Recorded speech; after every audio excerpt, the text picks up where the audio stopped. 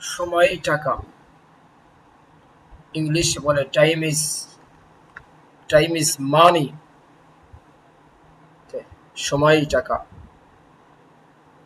সময় খুব মূল্যবান।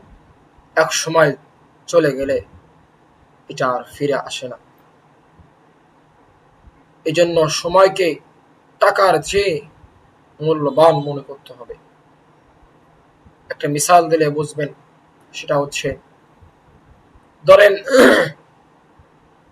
রহিম প্রত্যেক দিন সকালে সে পড়তে বসে এবং ডেইলি সে এভাবে টাইম মেনটেন করে, সময়কে মূল্য দেয়। সে পরীক্ষার সময় সে একবারে প্রথম স্থান অধিকার করেছে। কিন্তু রফিক সে পড়াশোনা করে না ঠিক মতো, ঘোরাঘুরি করে, টাইম নষ্ট করে, সে অবহেলা করে, সেই কারণে সে পরীক্ষার সময় ফেল করছে।